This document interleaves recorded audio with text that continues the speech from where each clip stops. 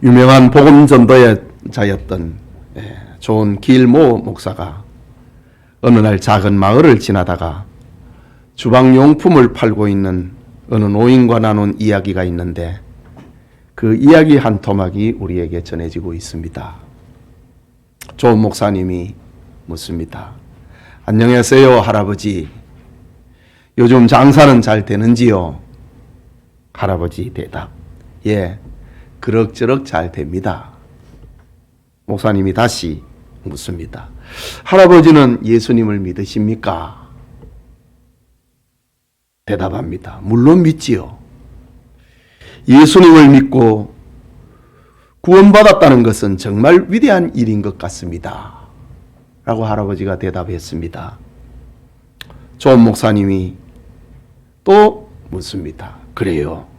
그렇지만은 그보다 더 위대한 일이 있답니다. 할아버지가 대답합니다. 그래요. 그게 뭡니까? 좋은 목사님이 그거는 나를 구원해 준 그분과 동행하는 일이랍니다. 동행이라고 하는 것. 그 얘기를 들려주었습니다. 그렇습니다. 성도들의 삶은 단지 구원을 받고 죽어서 천국 가는 것이 전부가 아닙니다. 하나님은 우리가 날마다 예수님과 동행하면서 그 속에서 천국 생활을 미리 누리기를 원하십니다. 오늘 성경에 등장하고 있는 요셉은 하나님의 구원 역사에 분명한 흔적을 남긴 사람입니다. 그가 죽었으나 오늘까지 우리에게 교훈하고 있는 이야기입니다. 본문의 요셉은 하나님과 동행하는 삶의 모형을 알려주고 있는 중요한 기록입니다. 오늘날 우리가 살아가는 삶의 배후에도 하나님이 우리와 함께 하신다는 사실을 알려주고 있는 말씀입니다.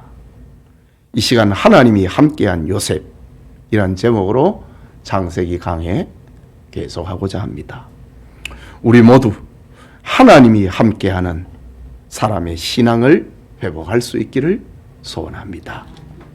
먼저 하나님이 주신 꿈을 가지고 있는 요셉입니다. 지난 시간까지 창세기 38장의 유다의 이야기, 유다의 집안 이야기를 살펴봤는데, 이제 39장에서는 37장에서 이어서 계속되는 이야기입니다. 우리가 알고 있듯이 요셉은 야곱의 12아들 중에 11번째 아들입니다. 야곱이 가장 아끼는 아들입니다. 요셉이 17살이 되었던 어느 날, 하나님은 요셉을 통해서 장래에 이루어질 구속사적인 사건을 꿈으로 나타내셨습니다. 요셉은 자기가 받은 꿈이 너무 신비해서 그의 형들에게 말을 했습니다. 내가 꾼 꿈을 들으시오. 우리가 밭에서 곡식단을 묶더니 내 단은 일어서고 당신들의 단은 내 단을 둘러서서 절하더이다. 내가 또 꿈을 꾼즉 해와 달과 11별이 내게 절하더이다. 라는 꿈을 이야기합니다. 요셉의 형들은 요셉의 꿈을 받아들일 수가 없었습니다. 이해할 수도 없었습니다. 요셉에게 부모님과 형들이 절을 하고 그에게 양식을 구걸을 하고 그를 통해서 구원받는다는 꿈을 용납할 수가 없었습니다. 오히려 그 꿈을 말을 하는 요셉이 미웠습니다. 그러던 어느 날 요셉의 형들은 세겜 들판으로 가서 아버지의 양떼를 치고 있었습니다. 아버지의 사랑을 독차지한 요셉은 아버지 곁에 있습니다. 아버지는 먼 거리를 떠나 양떼를 먹이는 아들들이 걱정이 되었습니다. 그래서 야곱은 17살 소년 요셉을 세겜으로 보내서 형들과 양떼의 안부를 알아보고 오라고 명합니다. 세겜은 야곱의 집이 있는 헤브론에서 북쪽으로 100km 정도 떨어져 있는 먼 곳입니다. 요셉은 아버지의 명을 순종을 하여서 먼 길을 떠났습니다. 그런데 요셉이 세겜으로 갔으나 형들과 양떼의 모습은 보이지 않았습니다. 요셉은 세겜 사람들로부터 형들이 양떼들의 꼴을 찾아서 도단으로 갔다고 하는 소식을 듣게 됩니다. 요셉은 아버지의 명을 이루기 위하여서 다시 길을 재촉하여 도단이라는 곳으로 갔습니다. 도단은 세겜에서 또 북쪽으로 30km 정도나 가야 되는 멀리 떨어져 있는 푸른 초장이 있는 곳입니다. 요셉은 형들과 양떼들의 안부를 아버지에게 알리기 위하여서 헤브론에서 세겜으로, 세겜에서 다시 도단이라고 하는 곳으로 갔습니다. 그런데 요셉이 도단에 이르자 형들은 멀리서 동생 요셉이 오는 것을 보고 미웠습니다. 그들은 미움에서 살해할 음모를 꾸미게 됩니다. 그들이 말을 합니다. 서로 이르되, 요셉을 없애자고 하는 일에 형제들이 다 공감했다 이 말입니다. 서로 이르되 동의제창했다 이 말입니다. 꿈꾸는 자가 오는도다. 꿈 때문에 너무 괴로웠다는 말입니다. 나도 괴로운데 니도 괴로웠지 그 말이지요. 서로 이르되 꿈꾸는 자가 오는도다. 자, 그를 죽여 한 구덩이에 던지고 우리가 말하기를 악한 짐승이 그를 잡아먹었다 하자. 그의 꿈이 어떻게 되는지 우리가 볼 것이라 합니다. 요셉을 죽이는 일에 형제들이 다 동의하고 제창했습니다. 요셉은 형들이 있는 곳에 숨을 헐떡이고 기쁨으로 보따리를 들고 왔습니다. 그런데 형들이 달려들어서 요셉을 붙잡습니다. 아버지가 지어 입힌 채색 옷을 벗겨 버립니다. 그리고 그를 깊은 구덩이에 던져버렸습니다. 형들은 둘러 앉아서 태연하게 요셉이 들고 온 음식 보따리에서 음식을 먹었습니다. 그들은 요셉을 언제 죽일까? 어떻게 죽일까? 의논했습니다. 아브라함과 이삭과 야곱의 가문에 일어난 엄청난 비극입니다. 형제를 죽이는 비극이 일어났습니다. 마침 그곳으로 애굽으로 가는 상인들이 지나가고 있었습니다. 형제들 중에 유다가 말을 꺼냅니다. 요셉을 죽이지 말고 애굽으로 가는 저 노예 상인들에게 돈을 받고 파는 것이 어떻겠느냐? 우리가 우리 손에 동생의 피를 묻힐 필요가 있겠느냐? 노예상에게 팔아뿌리면 그건 죽는 것과 죽이는 것과 마찬가지지 않느냐? 설득을 합니다. 요셉은 형들에게 살려달라고 울부짖었습니다. 그러나 요셉은 이미 형들의 시기와 질투와 미움의 대상이 되었고 결박이 되었고 죽이기로 작정된 자가 되었습니다. 형제들은 유다의 권유에 따라서 17세 소년이니까 온전한 값은 못 받고 소년의 값, 은 20냥에 노예상인으로에게 팔아버립니다. 머나먼 이방인의 땅 애굽으로 요셉은 끌려갔습니다. 거기서 요셉은 애굽왕 바로의 신하 친위대장 보디발의 집에 다시 종으로 팔려갑니다.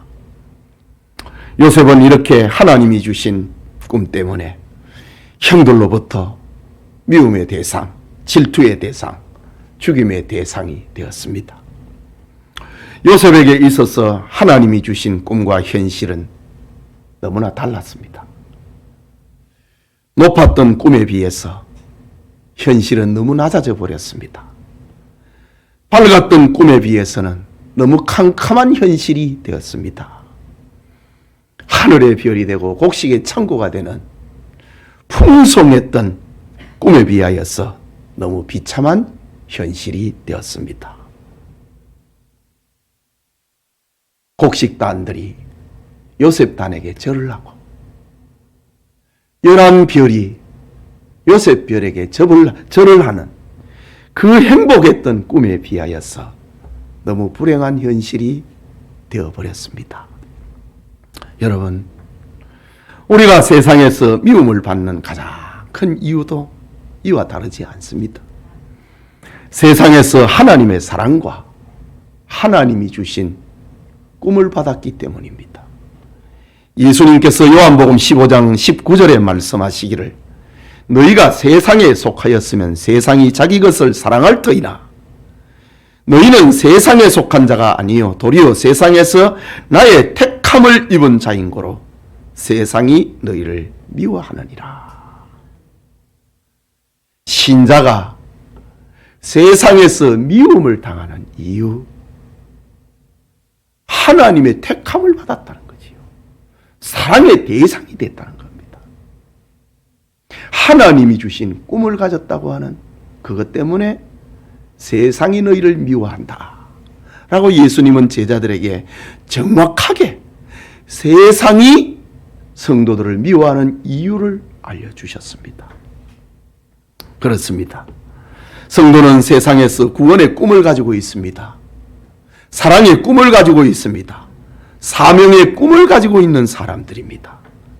성도는 하나님이 주신 꿈이 좋아서 오늘도 시간과 공간과 물질과 삶을 구별해가지고 교회로 나아온 것 아닙니까? 하나님이 좋아서 하나님의 은혜가 너무 풍성해서 우리는 이 시간에 하나님 앞에 예배드리고 있습니다. 그러나 세상은 하나님의 사랑을 받는 자를 싫어합니다. 하나님이 주신 꿈을 가진 자를 싫어합니다. 하나님이 주신 꿈을 좋아하는 자를 미워합니다. 지금 여러분 중에 하나님이 주신 비전을 안고 그것을 성취하려고 하는데 답답한 일을 만난 자가 있습니까? 하나님의 일, 하나님의 말씀대로 살려고 하는데 길이 열리지 않고 고통을 당함으로 고민하고 있는 이가 있습니까? 신앙의 길이 정말 하나님의 뜻인가 의심하고 낙심하는 자가 혹 있습니까? 오늘 본문에 요셉도 그랬습니다. 요셉은 하나님이 주신 꿈과 현실이 너무 대조적이었습니다. 우리는 기억해야 됩니다. 하나님의 택함을 받은 신자의 삶에는 순풍만이 있는 것이 아니라 요셉처럼 역풍도 있다는 사실입니다. 우리 알다시피 17세의 노예로 끌려가갖고 그가 세상에 나타나기까지 13년 동안 종살이합니다. 감옥에 갇혔습니다. 하나님이 우리에게 주신 꿈이 현실이 되기까지 요셉처럼 이해할 수 없는 비극도 겪을 수 있습니다. 하나님이 요셉에게 창고가 되는, 곡식의 창고가 되는 꿈을 주시고 하늘의 별이 되는 꿈을 주셨는데 지금 요셉은 노예로 팔려갔습니다. 형들의 미움을 받았습니다. 감옥에 갔습니다. 이게 이해가 되느냐는 거지요. 꿈과 현실의 차이를 통하여서 마귀는 성도들이 실망하고 낙심하기를 원합니다. 하나님에게서 멀어지고 믿음을 포기하기를 원합니다. 그러나 하나님은 순풍과 역풍을 통하여서 하나님이 주신 비전에 가까이 가기를 원하십니다. 그리고 그렇게 만드십니다. 예배드리는 우리 성도님들에게 하나님이 주신 비전이 이루어지기를 축복합니다. 둘째로 꿈을 가진 요셉과 함께 하시는 하나님을 봅니다. 애굽에 끌려간 요셉은 애굽왕 바로의 친위대장 보디발의 집에 종으로 팔려갔습니다. 그런데 그게 전부가 아닙니다. 2절을 보면은 여호와께서 요셉과 함께 하심으로 그가 형통한 자가 되어 그 주인 애굽 사람의 집에 있으니 라고 합니다. 또 3절에는 그 주인이 여호와께서 그와 함께 하심을 보며 또 여호와께서 그의 범사에 형통하게 하심을 보았더라 고였습니다. 형들에게 미움을 받아 머나먼 땅 애굽에 팔려간 것이 요셉의 삶의 전부라고 하면은 얼마나 힘들고 절망스럽겠습니까? 요셉은 이제 아버지 야곱의 따뜻한 사랑이 더 이상 같이 할 수 없었습니다. 그러나 아버지로부터 배운 하나님, 어릴 적부터 섬겨오는 하나님이, 장래에 꿈을 보여주셨던 그 하나님이 함께 해주었다고 합니다. 애굽에서 요셉을 기다리는 사람은 바로 왕의 친위대장 보디발만 있는 것이 아니었고, 하나님이 애굽에서 요셉을 기다리고 있었습니다. 하나님의 꿈, 하나님의 비전을 가진 요셉에게 눈에 보이는 것이 없고 귀에 들리는 것이 없고 피부에 느껴지는 것이 없어도 하나님이 함께해 주었습니다. 하나님은 곡식의 창고가 되는 꿈을 주실 때에도 함께해 주셨고, 하늘의 별이 되는 꿈을 주실 때에도 하나님은 함께해 주셨습니다. 형들의 미움을 받고 구덩이에 던져질 때에도 하나님은 요셉과 함께해 주셨습니다. 애굽으로 요셉이 끌려갈 때에도, 노예로 끌려갈 때에도 하나님은 요셉과 함께해 주셨습니다. 다시는 부모 형제를 볼 수 없는 상황을 맞이하여 살려달라고 형들에게 애걸복걸할 때에도 하나님은 요셉과 함께해 주셨습니다. 살려달라고 몸부림을 할 때에 눈앞에 하나님이 보였다면 그렇게 애걸복걸할 필요가 있습니까? 노예에게 끌려갈 때 하나님이 눈에 보였다면 요셉이 그렇게 울 필요가 있었겠습니까? 눈에 보이지 않아도 하나님이 함께 해줬다 이거지. 울부짖고 있는 그 과정 속에서도 하나님은 요셉과 함께 주셨습니다. 물론 요셉의 현실 세계는 사방이 캄캄하고 우겨삼을 당하였습니다. 그러나 요셉에게 하늘의 문이 열려 있었습니다. 기도할 수 있었고, 하나님을 쳐다볼 수 있었고, 묵상할 수 있었고, 하나님의 말씀을 생각할 수 있었고, 하나님이 주신 꿈을, 비전을 생각할 수 있었습니다. 요셉은 형들에게 미움과 시기의 대상이 되고, 구덩이에 빠지는 인생이 되고, 노예로 팔려가는 현실이 되었지만은 하나님께서 요셉과 함께 해주었습니다. 우리는 어떻게 요셉과 함께 해주는지 우리 모릅니다. 그러나 성경은 분명히 하나님이 요셉과 함께 했다고 합니다. 우리는 그것을 믿으면 됩니다. 그 결과 애굽에서 요셉의 삶은 이전보다 성숙했습니다. 요셉의 주인, 일을 시키고 일의 결과를 보고받는 보디발 장군이 일을 시키려고 돈 주고 사왔잖아요. 지금 노예 상인에게 돈을 사왔잖아요. 일을 맡겼잖아요.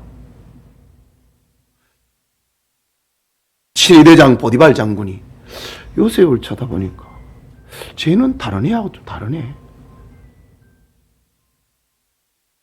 한두 번 고개를 설령해 봤지요. 그 보디발 장군이 히브리인의 하나님께서 요셉과 함께 하는 것을 보았다고 합니다. 쟤 봐라. 보디발 장군이 뭐 하나님 얼굴을 봤습니까? 그거 아니라 이거지요. 자는 다르다. 저 아이의 신이 함께하고 있다. 그걸 느꼈다고 합니다. 보디발은 애굽 사람이고 이방인입니다. 그는 하나님을 모르는 불신자입니다. 그런데 요셉이 섬기는 하나님이 그의 범사를 형통하게 해주시는 걸 봤다 이거지요. 어려운 일을 시켜봅니다. 얘가 가능성이 있나? 전에보다 좀 더 힘든 일도 시켜봅니다. 일을 해내는 걸 보니까 17세 노예가 그 일을 해내는 걸 보니까 자는 좀 이상하다. 그의 신이 함께 하나 보다. 이방인 보디발 장군이 그거를 느꼈다고 합니다. 그걸 봤다고 합니다. 보디발 장군은 요셉을 볼 때마다, 요셉에게 일을 시킬 때마다, 그 결과를 보고받을 때마다 그에게서 그의 신이, 하나님이 함께하는 것을 보았다고 합니다. 거침이 없었다. 하나님이 함께한 것을 보았는데 그것을 오늘 성경에는 어떻게 나타납니까? 형통이라고 합니다. 요셉이 일하는 것마다 해내더라 이거지요. 불가능한 일 같은데도 해내더라 이거지요. 하나님께서 요셉과 함께 하심으로 요셉의 눈에서 흐르는 눈물은 마를 수가 있었습니다. 요셉의 형들이 찢어버린 아버지의 사랑이 담겨있는 채소 것은 없어도 하나님이 요셉에게 하나님이 함께 한다고 하는 새 옷을 입혀주었습니다. 고함소리와 다툼과 살인과 미움과 욕심으로 욕설로 가득 찬 애굽 땅에서 하나님은 요셉을 통하여서 펼쳐질 위대한 구원 계획을 이렇게 준비해 나가셨던 겁니다. 여러분, 하나님이 주신 꿈을 가진 사람에게 하나님이 함께 하신다는 것은 성경이 일관되게 우리에게 가르치는 교훈입니다. 그랄 왕 아비멜렉은 자기 동네에 살러 온 아브라함을 가리켜서 하나님이 함께하는 사람이다 라고 했습니다. 그날의 목자들이 이삭의 우물을 뺐고 또 뺐다가 더 이상 이삭을 없앨 수 없다는 사실을 깨달았습니다. 이삭은 하나님이 함께하는 사람임을 알게 됩니다.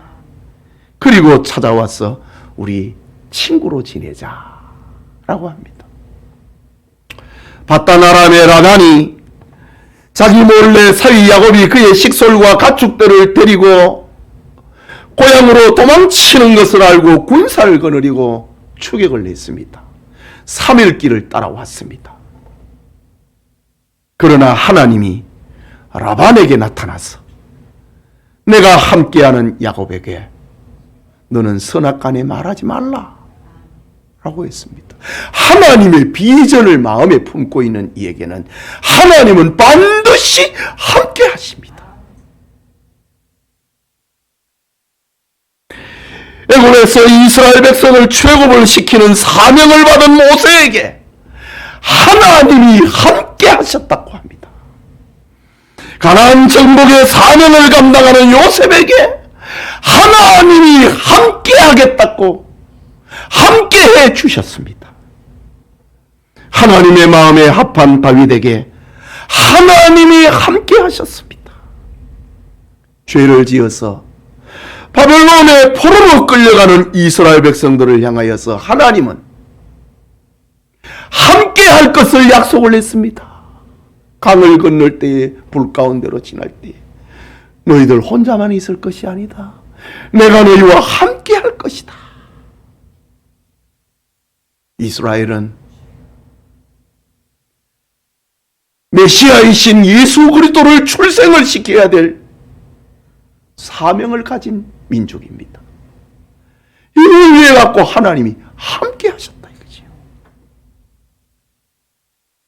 그리고 이 모든 날 마지막에 예수 그리스도께서 성육신하심으로 하나님께서 자기 백성과 함께 한다는 사실을 나타냈습니다. 아들을 낳으리니 그 이름을 임마누엘이라 하리라. 이는 하나님께서 자기 백성과 함께 하심이라. 하나님은 자기 백성과 함께 한다. 그 주님께서 제자들에게 사명을 맡기면서 약속하셨습니다.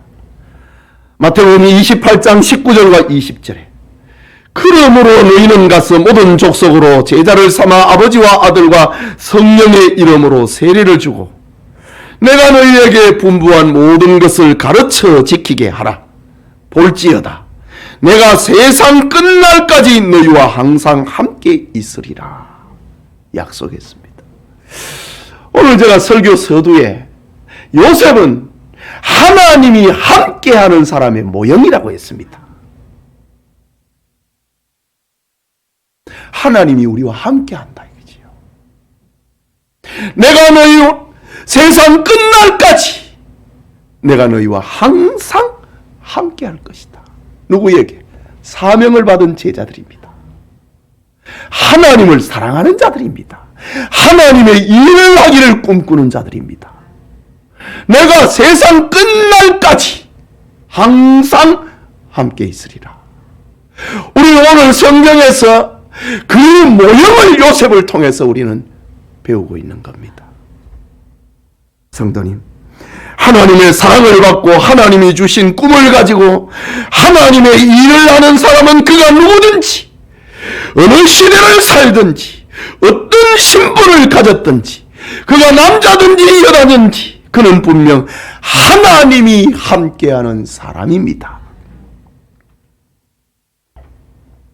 예배드리는 성도님, 오늘 헌신 예배드리는 남전도의 연합회 회원 여러분, 요셉처럼 하나님이 함께하는 사람이 되기를 소원합니다. 비록 구덩이에 빠지고 팔려가는 환경을 만나도 하나님이 함께하는 사람 되기를 바랍니다. 사방으로 우려섬을 당하고 답답한 일을 만나도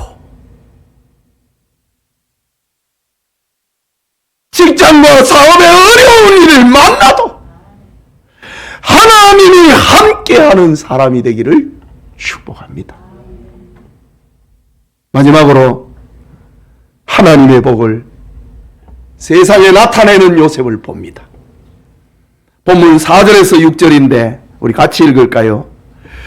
요셉이 그의 주인에게 은혜를 입어 섬김에 그가 요셉을 가정 총무로 삼고 자기의 소유를 다 그의 손에 위탁하니 그가 요셉에게 자기의 집과 그의 모든 소유물을 주관하게 한 때부터 여호와께서 요셉을 위하여 그 애굽 사람의 집에 복을 내리심으로 여호와의 복이 그의 집과 밭에 있는 모든 소유에 미친지라. 주인이 그의 소유를 다 요셉에게 위탁하고 자기가 먹는 음식 외에는 간섭하지 아니하였더라. 요셉은 용모가 빼어나고 아름다웠더라.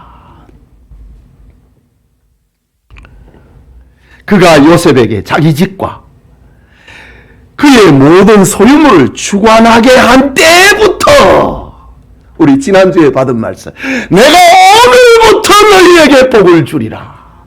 성전 건축을 명할 때 하나님 그렇게 말씀하셨지요. 오늘 성경에는 그가 요셉에게 자기 집과 그의 모든 소유물을 주관하게 한 때부터, 주관이라고 합니다. 응? 주인처럼 됐습니다. 결정하고 판단하는 자가 됐습니다. 그의 집과 그의 모든 소유물을 주관하게 한 때부터 여호와께서 요셉을 위하여 그 애굽 사람의 집에 복을 내리셨다라고 합니다. 애굽에서 아무도 요셉의 신원을 보증해 주는 사람이 없었습니다. 누가 노예의 신원을 보장해 줍니까? 그는 생명도 자기 것일 수 없는 노예로 팔려온 종입니다. 그러나 하나님이 함께하는 요셉, 성실한 그의 삶, 정직한 그의 생활 방법, 지혜롭게 처리하는 그의 업무 능력, 신앙에 따라 경건하게 살고자 하는 몸부림, 그것은 요셉에게 그 주인 보디발의 마음이 감동을 하게 만들었습니다. 보디발은 히브리인 종 요셉을 자기 집안 모든 사물을 돌아보는 가정 총무로 삼았습니다. 그냥 우리가 생각하는 집안일을 살피는 집사 정도가 아닙니다. 지금 애굽의 2인자입니다. 친위대장, 요즘 표현하면은 경비대장입니다. 비서실장과 같습니다. 그의 집은 대궐과 같지요.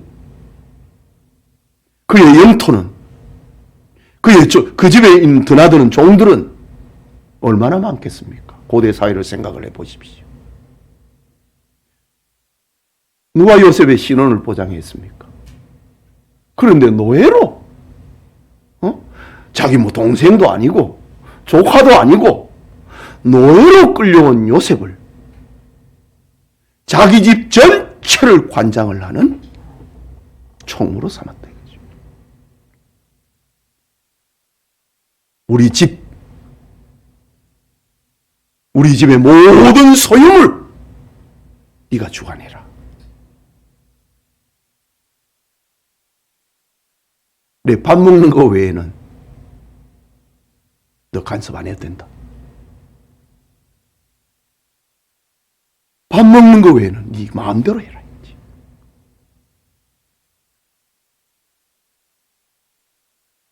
성경은 요셉에게 집과 그 모든 소유물을 주관하게 한 때부터 여호와께서 요셉을 위하여 그 애굽 사람의 집에 복을 내렸다고 합니다. 누구를 위해서? 요셉을 위해서. 이 보디발 장군은 복 받은 거지요. 종 하나 잘 사와가지고 전에도 부자였지만은 더 큰 부자가 됐다. 요셉이 업무를 돌봐는 순간부터 보디발의 집은 요셉 때문에 복을 받고 요셉을 위하여 그의 집은 하나님의 복의 대상이 됐습니다. 보디발의 집안 모든 일이 형통을 하고 시비는 사라졌습니다. 평화로 가득 찼습니다. 밭의 곡식들은 풍족을 이루고 들의 가축들은 번성하여 수가 많아졌습니다. 예배드리는 성도님, 여러분의 삶의 주소는 어디입니까? 우리가 요셉을 쳐다봐야 되지 않겠습니까? 요셉을 본받으려고 해야 되지 않겠습니까? 개인 사업을 합니까? 동업을 합니까? 직장 생활을 합니까? 가정주부입니까? 여러분은 여러분이 있는 곳에서 상사로부터, 동력자들로부터, 거래처로부터 신임받는 사람이 되어야 됩니다. 불신자들의 삶의 방법에 동화되지 않아도 사는 길이 있다는 겁니다.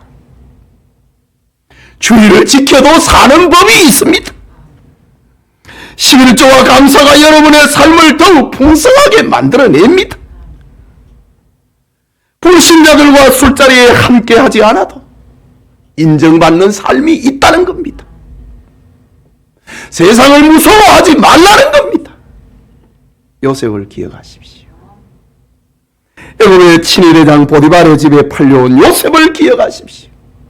아무도 도와주거나 신원을 보장해주는 이가 없어도 칭찬받고 사랑받는 요셉을 기억하십시오. 요셉은 자기 삶을 통하여서 애굽이라고 하는 세상에서 오히려 요셉을 기억하도록 만들었습니다. 요셉이 세상을 따라가는 게 아니고 요셉이 하나님을 따라가니 세상이 요셉을 따라오도록 만들었다고 합니다. 그의 경건한 삶이 신원 보증이 되었습니다. 그의 하나님 신앙이 신원 보증이 되었습니다. 거룩한 꿈을 가슴에 담고 살아가는 요셉에게 하나님이 함께해 주셨다고, 하나님이 함께하는 삶을 세상에 나타냈다고 합니다. 요셉은 노예 신분에서 일약 바로왕의 친위대장의 집안을 책임지는 복을 받았습니다. 거기서 요셉은 애굽의 경제를 배웁니다. 사람을 관리하는 법을 배웁니다. 공물을 관리하는 법을 배웠습니다. 이처럼 요셉이 하는 일에는 축복의 결과가 따라왔고 하나님이 주신 꿈에 점점 가까워지도록 했습니다.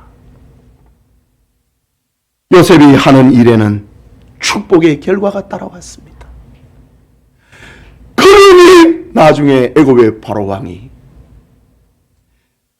너가 이 애굽의 풍성한 곡식과 창고를 관리해라. 나와 너를 비교를 하면 나는 왕이라는 것밖에 없다. 네가 다 알아서 해라. 보디발의 집에서 배운 그대로입니다. 바로왕은 요셉에게 나는 왕이라고 하는 것밖에 없다. 너가 다 해라. 요셉은 보디발의 집에 17세의 소년으로 끌려와 30세의 청년이 되기까지 온갖 시험과 유혹이 없지는 않았지만은 그의 행사에 하나님이 함께하는 축복이 따라왔습니다. 그리고 나이 30살이 되었을 때 요셉은 애굽의 총리가 되었습니다. 애굽의 패권, 바로왕 다음 가는 세계의 권력이 요셉의 것이 되었습니다. 그리고 큰 흉년이 닥쳤을 때 그의 아버지와 영들을 구원하여 냅니다. 마침내 하나님이 주신 꿈이 이루어졌습니다. 요셉을 만난 형들이 요셉에게 절을 하며 그의 창고에서 양식을 얻게 되었습니다. 해와 달과 11별이 총리가 된 요셉에게 생명을 얻어가고 인도와 보호를 받게 된 것입니다. 하나님은 이방인의 땅 애굽을 거룩한 야곱 족속의 피난처와 양육처로 살기 위하여서 이렇게 요셉을 먼저 보낸 겁니다. 요셉을 들어서 히브리인의 길을 비추는 별이 되게 했습니다. 결국 요셉을 향한 형들의 미움도 시기도 구덩이에 빠지는 것도 팔려감도 그의 경건도 하나님이 주신 꿈을 기다리는 삶도 그의 기도도 약한 것도 강한 것도 모든 것이 합력하여 마침내 하나님의 뜻을 이루는 위대한 구원운동의 섭리가 요셉을 통하여서 이루어집니다. 요셉 때문에 애굽은 근동의 가장 큰 부자 나라가 됩니다. 요셉 때문에 보디발의 집이 복을 받은 것처럼 요셉 때문에 애굽이라고 하는 나라가 근동의 가장 큰 처음으로 등장하는 제국이 형성됩니다. 여러분, 하나님은 여러분을 죽이기도 하고 살리기도 하십니다. 여러분을 지옥에 내리기도 하고 천국에 들여보내기도 하십니다. 여러분을 가난하게도 하시고 부자가 되게도 하십니다.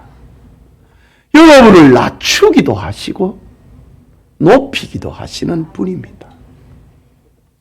하나님의 전능하심이 여러분의 삶에도 요셉처럼 축복의 결과로 다가오기를 소원합니다. 하나님이 요셉을 위하여 그 애굽 사람의 집에 복을 내리신 것처럼 하나님이 여러분 때문에 여러분 일터에 복을 주시기를 원합니다. 여러분의 주신 꿈 때문에, 여러분이 받은 사명 때문에, 비전 때문에 여러분의 사업장에 하나님이 복 주시기를 소원합니다. 여러분의 직장에, 여러분의 가정에, 영천의 모든 성도들의 눈과 손과 발길이 닿는 곳에 하나님이 복을 내리시기를 축복합니다. 하나님은 우리와 우리 교회를 들어서 내일의 이 땅과 세계의 영혼을 먹이는 꿈을 이루어낼 것입니다. 평화의 시대를 살아가는 값을 감당하는 꿈의 사람, 사명의 사람들이 되기를 축복합니다. 이 목적 때문에 하나님이 여러분에게 복을 주시고 형통하게 하시는 은혜가 있기를 소원합니다. 사랑하는 성도 여러분, 오늘 헌신하는 남전도의 연합회 여러분, 우리는 이 시간 하나님이 함께한 요셉이라는 말씀을 생각하고 있습니다. 모든 인생에게는 꿈이 있습니다. 꿈이 없는 사람은 죽은 것입니다. 요셉에게도 꿈이 있었습니다. 그러나 요셉의 꿈은 자기를 위한 것이 아니었습니다. 이기적인 것이 아니었습니다. 더 많이 가지고자 하는 세속적인 꿈이 아니었습니다. 더 많이 자식에게 물려주고자 하는 상속의 꿈도 아니었습니다. 그의 꿈은 하나님이 주신 꿈이었고 다가올 환난의 날을 예비하는 구원의 꿈이었습니다. 아브라함의 자손을 먹이고 아브라함의 자손을 양육을 하고 큰 민족을 이루기 위한 하나님이 주신 꿈이었습니다. 그 안에 세계의 제국 애굽이 먹고 사는 부스러기 복도 있었던 겁니다. 우리 교회에도 꿈이 있습니다. 그것은 전도하고 선교하고 내일의 하나님 사람 키워내고 하나님 사랑을 실천하는 겁니다. 이 꿈을 하나님이 우리 교회에 담아 주었습니다. 이 꿈과 현실이 다르고 차이가 나더라도 낙심을 하지 말고 하나님을 쳐다보기를 축복합니다. 사람은 지금 무엇을 하고 있느냐? 그거 중요합니다. 그러나 지금 무엇을 생각하고 꿈꾸느냐? 그것은 더욱 중요합니다. 요셉에게 그랬던 것처럼 말이지요. 요셉은 세상에서 하나님이 주신 꿈 때문에 시기를 받았고 고난을 받고 질투의 대상이 되었습니다. 그러나 그는 낙심하지 않았습니다. 우리에게도 때로는 질병이 힘들게 만들고 아이들이 힘들게 만들고 직장과 사업장이 힘들게 만들고 우리의 거래처가 우리를 구덩이에 빠뜨리기도 합니다. 때로는 종이 되기도 합니다. 그러나 하나님이 주신 꿈을 가지고 있는 한 하나님이 함께하는 사람이 됩니다. 하나님이 주신 꿈이 있는 사람은 그가 누구든지 어디로 가든지 하나님이 함께 하시고 축복의 열매를 맺게 하실 겁니다. 여러분이 있는 곳에서 여러분으로 인하여서 여러분 때문에 회사가 그 부서가 사업장이 가정이 하나님께 복을 받기를 바랍니다. 바로 우리 교회가 받은 사명 때문에 여러분의 가정과 직장과 사업장이 복을 받기를 원합니다. 요셉처럼 하나님이 주신 꿈을 가지고 사명인의 삶, 비전의 삶, 선교적인 삶을 살아가는 힘이, 믿음이 우리 성도들과 우리 남전도의 회원들과 언제나 함께 하기를 축복합니다. 우리 같이 기도합시다. 하나님께서는 성경을 통해 가지고 우리의 미래를 이렇게 보여주고 있다고요. 이것을 믿는 사람은 그 꿈의 사람, 내 것으로 만들어내는 사람이 됩니다. 그러나 오늘 이런 성경을 보면서 꿈을 꾸지 못하는 사람, 꿈이 없는 사람, 하나님이 함께해야 할 이유가 무엇입니까? 하나님이 여러분에게 복을 주어야 할 이유가 무엇입니까? 주를 향한 꿈이 있어야 된다 이거지요. 환난의 때를 대비하려고 하는 그런 꿈이 있어야 됩니다. 요셉의 꿈은 자기를 위한 꿈이 아니었습니다. 그의 나라와 그의 의를 구하는 꿈이었습니다. 여러분, 성경을 보고 이 꿈을 꾸기를 바랍니다. 자면서 뭐 하나님이 내게 뭐 꿈 안 주나 그런 거 하지 말고 성경을 읽고 성경을 쳐다보고 하나님이 나에게 말씀하시는구나, 그런 꿈의 사람이 되기를 바랍니다. 저 불신자들은 꿈 잘 꾸면은 뭐 이렇게 복권을 산다고 하대. 우리는 그런 거 아닙니다.